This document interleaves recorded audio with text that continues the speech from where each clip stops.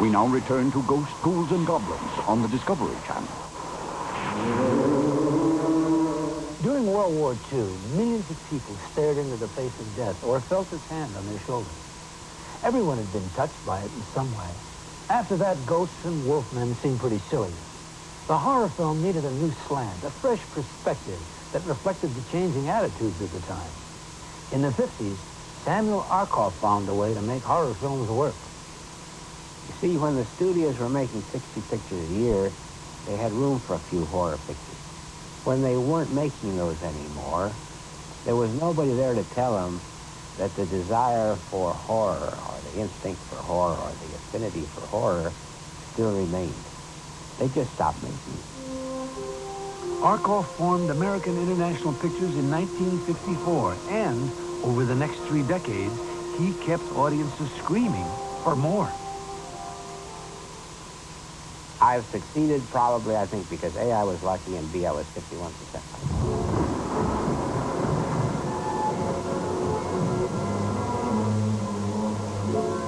One of AIP's biggest assets was Roger Corman, a director who welcomed the challenge of bringing the horror film back to life. Working with Roger was terrific. Roger's a terrific guy. We're still great friends. Roger was a compulsive filmmaker. If he saw a set, he'd want to make a picture. To a certain extent, I was blazing new ground. Now, I don't want to say that I was doing something totally different from what had gone before, because nobody does. Everybody builds upon what has happened before. But I think I was approaching both the making and the selling of my films a little bit differently than the pioneers. Then, as now, I think the audience is primarily a youthful audience. We were appealing primarily to age groups, say, from 15 to 30. I don't think it's changed much. It might have changed on the average, say, a year or two. AIP not only revived the horror genre as a whole, they gave many of horror's original stars a stab at a comeback. A whole new generation of fans shivered at Boris Karloff in films like The Terror. Almost immediately afterwards, I was called away for military service. Rebellion is the Polish province. I was gone for nearly a year. When the fighting was over, I hurried home to my bride. No one knew of my coming. I surprised her in her home. She was not alone. Later, I gave out a story that she had died. No one ever knew of her betrayal of me. How in fact she did die. Throughout the 50s and 60s, the horror film grew in strength and number. AIP and others filled the double and triple bills for the drive-in movie crowd.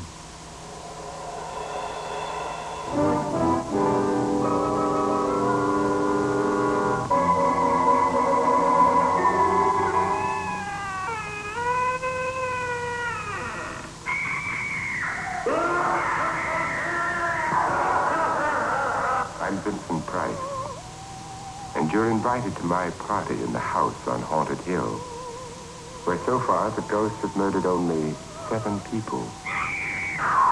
So won't you come and make it 8? The nuclear age inspired filmmakers to invent monsters that even Lon Chaney never would have imagined.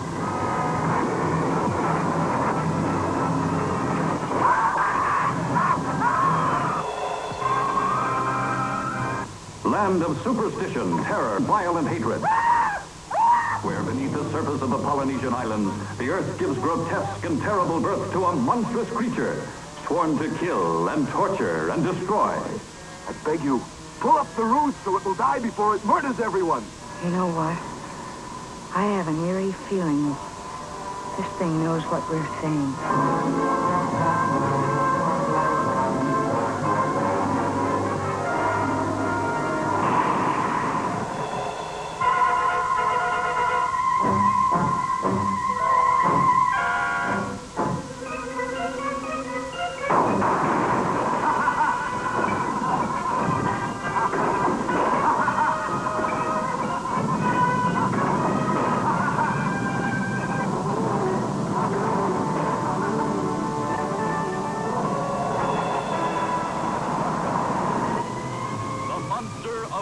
Monstrous Blancus, the world's most shocking monster, stalks its unsuspecting prey.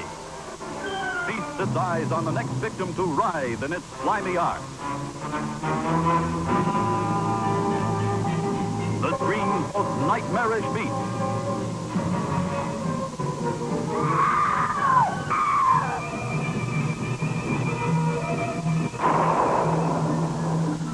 A claw-fingered, scaly-skinned, half-human crustacean, turning a lonely lighthouse village into a frenzied bedlam of blood-curdling horror. Never have you known such cringing terror, such sudden shock. And among them was the most frightening monster of them all, a woman scorned.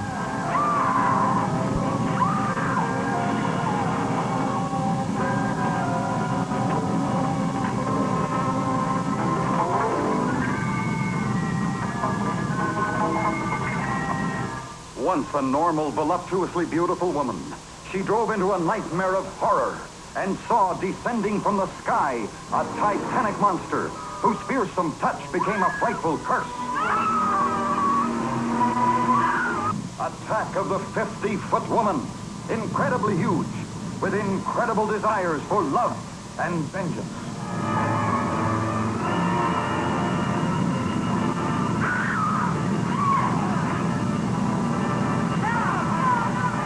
Although these films appealed to teenagers, adults wanted more sophisticated fare. During this time, a director emerged to claim the crown as master of terror. Alfred Hitchcock redefined horror films and elevated fear to an art form.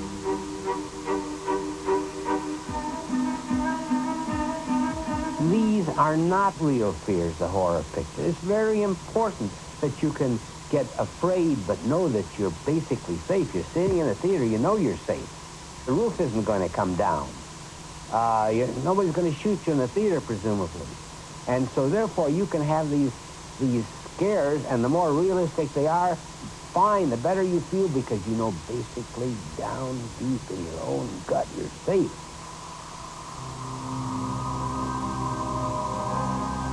Monsters, ghosts, aliens, mass murderers. This is the stuff of nightmares and of the Nightmare Factory. Movies have given names and shapes to our fears and allowed us to scream with complete abandon right along with everyone else in the theater. The technology for creating the monsters is more advanced now. The monsters' faces have changed, but whether we're watching Freddy or Jason or Dracula or Frankenstein, we can enjoy the fear knowing that when the lights come on, the nightmare will end. After all, it's up. They are blood-sucking creatures of Gothic legend, bearing razor-sharp fangs and an appetite for blood. Hear the high-pitched squeals and flapping wings of these modern-day vampires as you dare to trespass on the sacred ground of ghosts, ghouls, and goblins.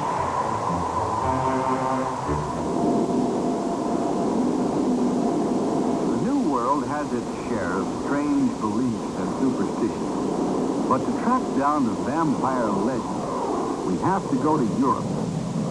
America's last great witch trials took place in the 1690s. But the last great Hungarian vampire scare took place a good many years later in the 18th century. We usually think of vampires as being a Slavic idea, pretty much confined to the southeastern Europe and Asia. Actually, it's liable to crop up anywhere in the world, certainly anywhere in Europe, especially where there's an old peasant population. That's where tradition dies hardest, and a firm belief in witchcraft, returning ghosts, and countless other relics from the distant past lingers on. The graveyard, the crypt, these are places of fear. Even the bones have been disturbed in some of these burial places. Time has cracked the walls. They're filled with water occupied by crabs and other visitors. Given a little imagination, a touch of credulity, a fear of the unknown, it's no great mystery how fantasies in these surroundings become unshakable beliefs. The classic vampire story is a tale of night. Say it's not true. It can't happen. But to thousands upon thousands of people alive today, it's as real as anything in their lives, perhaps more real because it's more terrifying. This is a vampire legend. What you're about to see might have been lifted intact from any one of several learned books written in the 18th century.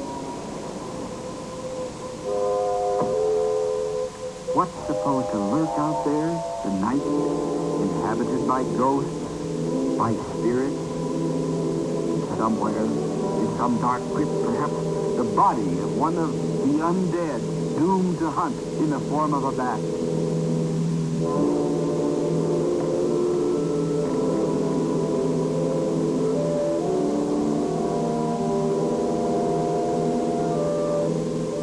This night has nothing to do with the rotating earth, the setting sun. It's a night of the soul. The endless catalog of imagined fears take on life and the strength of their own.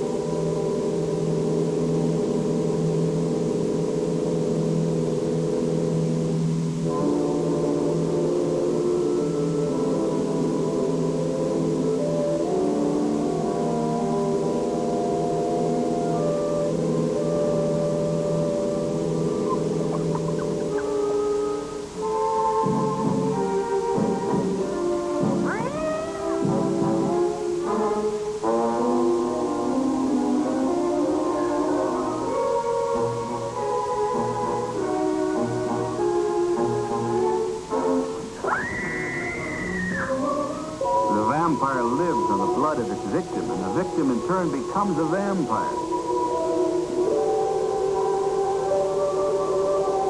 Curfew for the vampire. Sunlight is fatal, so when the rooster warns of approaching sunrise or morning church bells start ringing, the vampire returns to its coffin to wait for night again.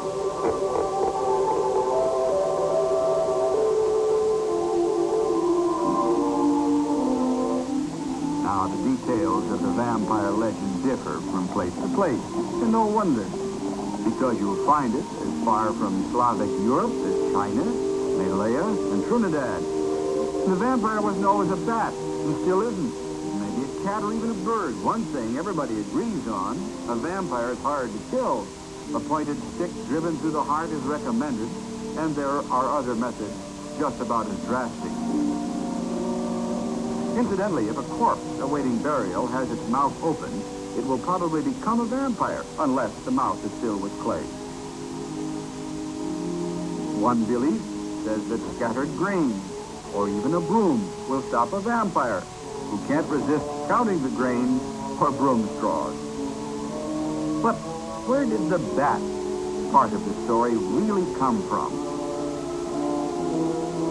When men first left the old world and came to the new, you might have thought that they'd leave some of their old wives' tales behind. Once they landed, they found plenty on which to base a whole new series of legends, plus material to give some old ones a new lease on life.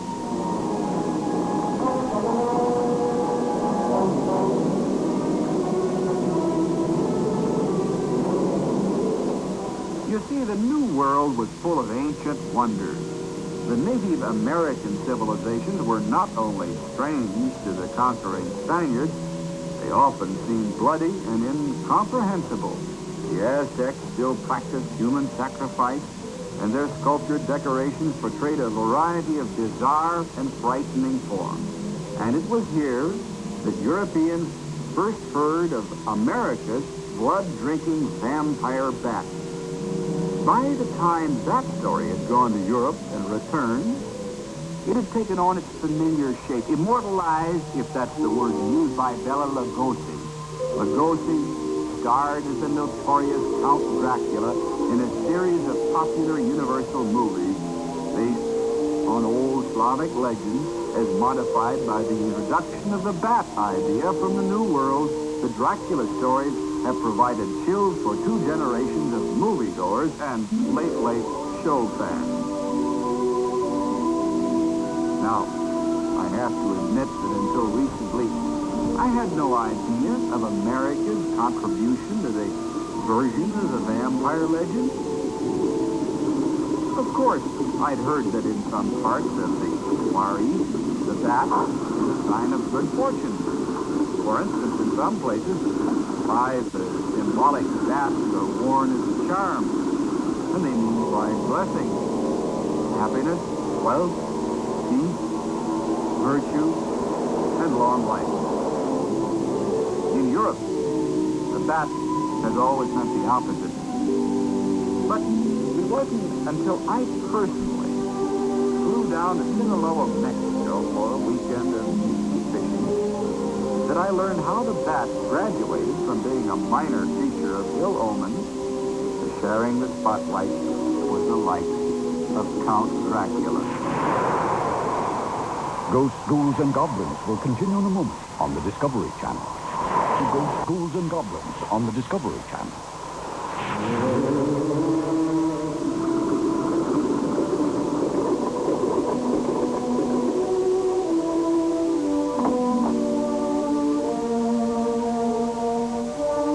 Now, in my business, you're always on the alert for anything that smacks of the unusual. Any odd fact that might suggest a story with a ring of adventure to it. But nothing could have been further from my mind when I arrived in Sinaloa, Mexico, than the natural history of the supernatural vampire. For one thing, the Sinaloa coast is semi-tropical, even tropical. The warmth and sunlight has a way of sort of melting any lingering thoughts of ghosts or vampires that you might have brought with you. Nothing even remotely bat-like about this takeoff.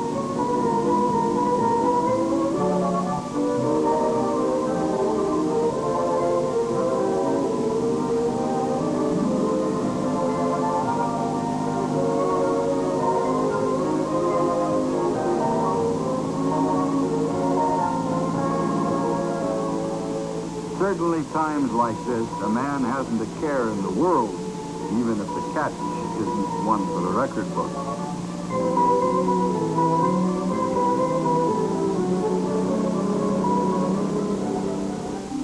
One member of our party brought in a respectable marlin that afternoon. But the real catch came later, quite by accident. It was one of those chance conversations that crop up when everybody's told his favorite story about the one that got away. We got around to other topics besides fish.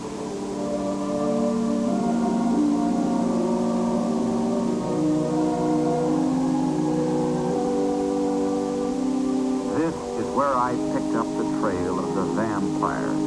And all because I got talking with a man who'd been roaming Sinaloa's high backcountry and had seen real vampire bats in an old mine tunnel. Mexico is an old country. Men have lived here as long as 20,000 years, possibly longer. At the time of the Spanish conquest in 1519 to 1521 A.D., there were over 100 different self-governing tribes. Today, perhaps half the population preserves the art and traditions of those pre-conquest civilizations.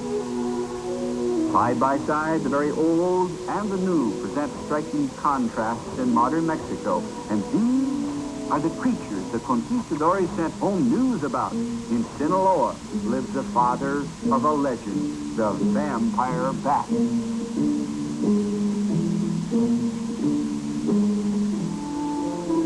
From the look of the country, you'd think you'd be more likely to find Arabian jinns here than traditional vampires. Bats, though, are found everywhere, from the Arctic Circle almost to Antarctica. And they come in all sizes. There's an African bat with a body no bigger than the smallest hummingbird. An East Indian bat, called the flying fox, has a body the size of a crow's and a wingspan of over 5 feet. Most of them feed on insects. A few eat fruit.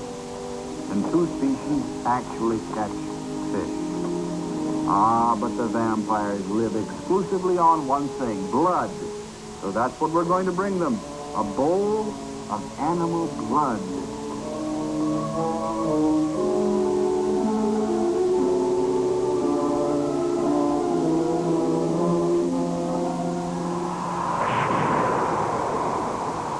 Ghouls and Goblins will continue in a moment on the Discovery Channel. Ghouls and Goblins on the Discovery Channel.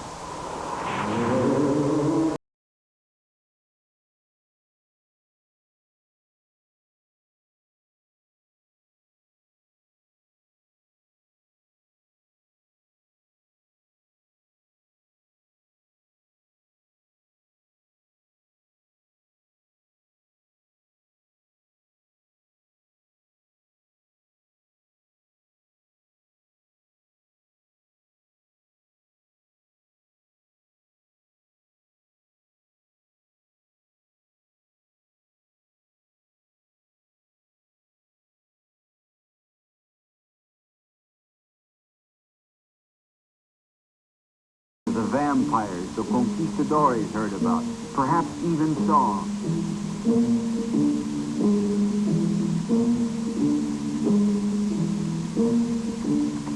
Thanks to Cortez and his men, these little fellows helped remold some ancient legends about supernatural attackers, and they gave us Count Dracula.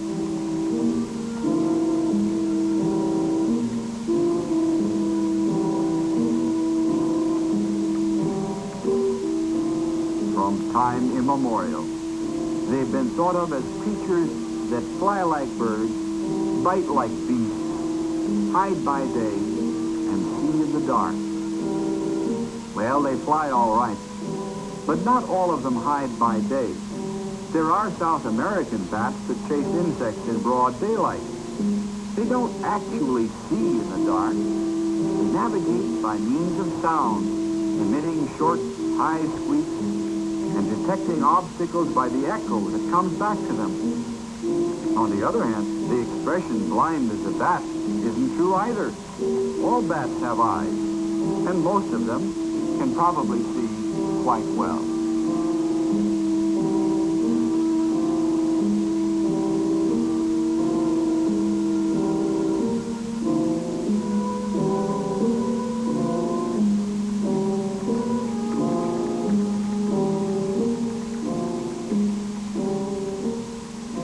I get the impression they're not really glad to see us, and I have a feeling the feeling is neutral.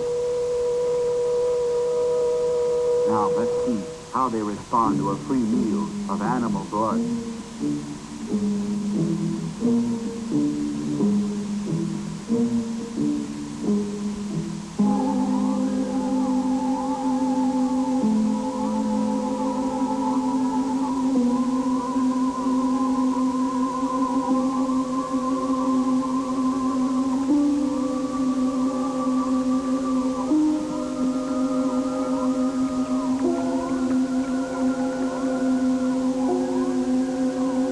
It doesn't take them long to overcome their antagonism, at least enough to come down for a look.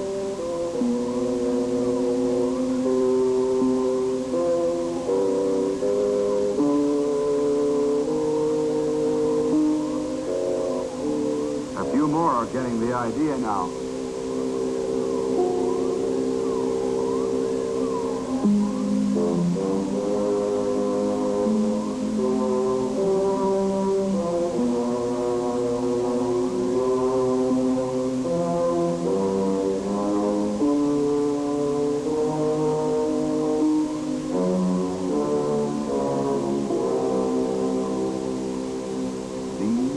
Vampire bats.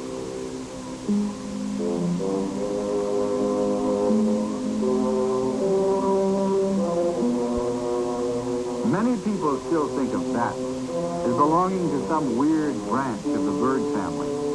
Early zoologists weren't sure how to classify them either. Gave them the Latin name aves non aves, which means birds that aren't birds.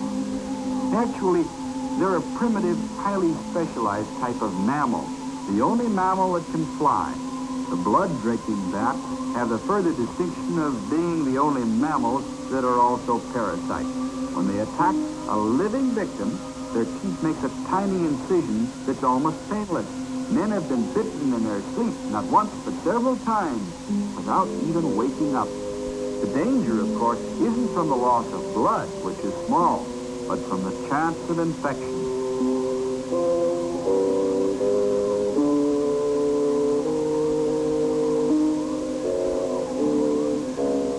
Dinner's over.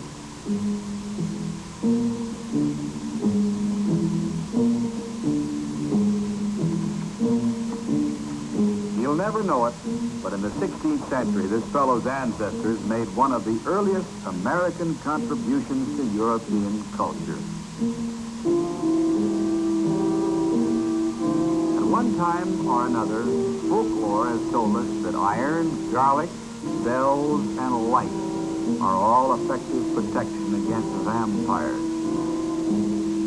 I guess it's a mark of progress that we can now assure anyone who might be worried that all you really need is a mosquito net.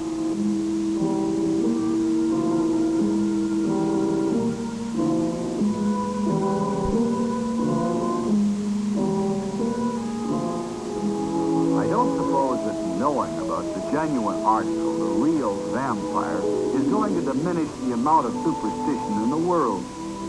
Bringing the hobgoblins out into the broad light of day sometimes gets rid of them, yes, only to have some new piece of nonsense jump in to take their place. I sometimes think that some of us have a deep-seated need to be scared stiff. It's hard to see details after sundown. That's when the vampire bats of Mexico make their appearance. But the bats belong not in the realm of myth, but in the world of true adventure.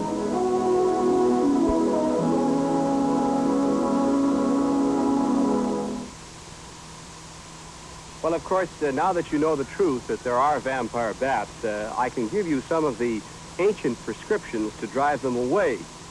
Garlic, which is a well-known ingredient in food, was used to drive the bats away. Bells were used. The crucifix, of course, and I think this was one of the things that led to the movie version of using a cross to hold away a vampire, was also used. Now, the truth is that in Central America, where many of the vampires exist, what really is used to keep the vampire away is to cover oneself completely, even though it may be hot at night, because what happens is that as the sun sinks, the vampire bat becomes active. And toward midnight, of course, he flies along with his fellow bats, and he finds some type of animal, usually cattle, upon which he lights and then makes a cut, as we explained to you in the picture, and then laps the blood up. Now, in many parts of Central America and South America where there are human beings, if the human being happens to have a part of his body exposed, such as his toe, the bat will also bite that and could inflict very serious damage, including perhaps rabies or screwworm or other diseases. Anyway, my suggestion is that you don't get around a vampire. And so we hope that there won't be any flying tonight. Bye.